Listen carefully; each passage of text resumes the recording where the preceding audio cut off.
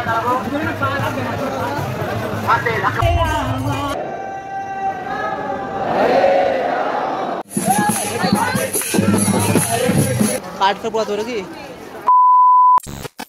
Hello বন্ধুরা, আজকে আমরা এসেছি মায়াপুরে।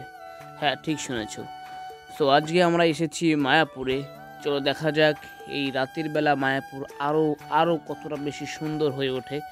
ভারত তথা পশ্চিমবঙ্গ রাজ্যের নদিয়া জেলায় সবথেকে উল্লেখযোগ্য সুন্দরতম ধর্মীয় স্থানের মধ্যে অন্যতম হলো এই মায়াপুর, যেখানে এসে তুমি মায়ায় পড়তে বাধ্য। তো দেখতে দেখতে আমাদের সামনে একটা রথ যাচ্ছে এবং আমরা গিয়ে একটু নমস্কার দিলাম, দিয়ে সত্যি অসাধারণ, খুব সুন্দর রথটাকে সাজিয়ে, সত্যি খুব সুন্দর। সত্যি হাজার হাজার লোক, হাজার হাজার দর্শনার্থী এসেছে, লোক ভরে গেছে। রাতে মায়াপুর না আসলে কেউ বুঝতে পারবে না যে এতটা সুন্দর লাগে। আর এই ফরেনিয়াররা এসেছে, সত্যি এরা আমাদের ধর্মটাকে কত সুন্দরভাবে পালন করছে। সত্যি কথা বলতে কি, এখানে এসে বাঙালিদের থেকে ফরেনিয়াররা বেশি, তারা আমাদের থেকেও বেশি আমাদের কৃষ্ণ ভক্তিটাকে ভক্তি পালন করছে। সত্যি অসাধারণ। এখানে এসে যদি আসো, সত্যি তোর মন জুড়িয়ে যাবে।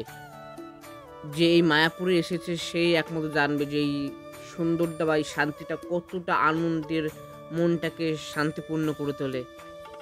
এই যে আর একটা রথ যাচ্ছে, এরকম 3টে রথ যায় এবং আমরা দেখছি, আমরা দড়ি টানলাম কিছুক্ষণ, টেনে আমরা নমস্কার দিলাম, দিয়ে এখন আমরা রাস্তার পাশে দাঁড়িয়ে ভিডিও করছি।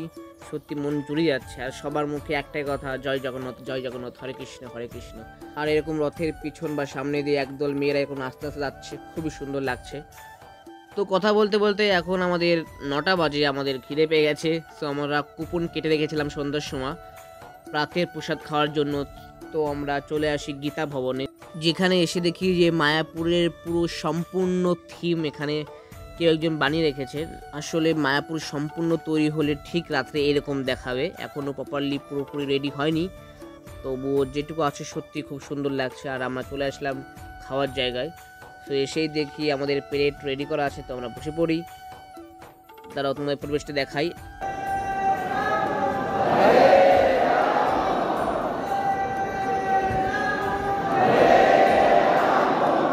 তো খাওয়া দাওয়া শেষ করে আমরা এই মায়াপুরের ভিতরে এক এক শপে চলে যাই এবং শপে ঢুকে দেখি নানা রকম জিনিস পুরো ভরপুর, সবই পুজোর সামগ্রী বা বই বলো, আরও অনেক কিছু। আমি একটা জিনিস কিনতে ঢুকেছিলাম, একটা ধর্মীয় পূজার জিনিস, যেটা পাইনি, মা বলেছিল নিয়ে আসতে। সো ভিতরে সত্যি যদিও অনেক দাম, আর আমি যেটা খুঁজতে গিয়েছিলাম পাইনি। তারপরে যে রকি, এখন আমরা ওদিকে যাচ্ছি, রকি বললো চল ঘুরে আসি। তো আমি আর রকি দুজনেই সারা রাত থেকে ঘুরে বেড়াই। আর লোক আসছে আমাদের, রাত্রে 11টায় ঢুকবে।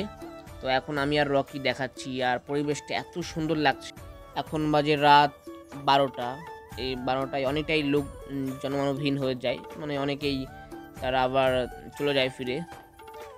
সো আমরা রয়ে গেছি, আমাদের রাত ভোরের ট্যুর, আমরা রাত ভোরেই ঘুরবো। সো আমরা দুজনেই ঘুরছি, আমাদের আরও লোক আসবে, ওরা রাত 12টা, 12:30টার পরে ঢুকবে। তো ওরা একটু দেরি করে আসছে। সত্যি রাতের দৃশ্য অসাধারণ। মায়াপুর কিন্তু দিনে একরকম সুন্দর, রাতে একরকম সুন্দর। সে যদি দিনে আসে তাহলে সে রাতের সৌন্দর্যটাকে মিস করবে, কারণ রাতে এই মায়াপুর আরও আরও আরও অনেক বেশি সুন্দর হয়ে যায়। যে দিনে এসেছে সে রাতের এই সৌন্দর্য বুঝবে না, কারণ রাতেই একটা অন্যরকম, সত্যি অন্যরকম একটা ফিল। তো ঘোরাফেরা করতে করতে ইতিমধ্যে এরা চলে আসে, এই যে সব দাদারা বন্ধুরা সবাই এসেছে আমাদের ওখান থেকে। সো আমরা এই যে এক ফোয়ারা, সেই ফোয়ারার ভিতরে অনেক বড় মাছ ছাড়া আছে এবং কি বলে টার্টেল, কচ্ছপ ছাড়া আছে। সো সেই কচ্ছপ আমরা খেলা করেছিলাম। সো সবাই আমরা রাত ভোর এখানে বসে থাকি, রাত ভোর, সারা রাত। তো করতে করতেই ভোর হয়ে যায়, কিন্তু সত্যি কথা বলতে কি আমরা এক বিন্দু ঘুমাইনি, ইভেন আমাদের মশা ঘুমাতেও দেয়নি। সো রাতের পরিবেশটা আলাদা বললাম, আর এই যে সকালের পরিবেশটা, সকালে অসাধারণ অসাধারণ সুন্দর একটা। এখন বাজে 5:30 কি 6টা। তো এখন আবার একটা অন্যরকম মিষ্টি পরিবেশ সকালবেলা।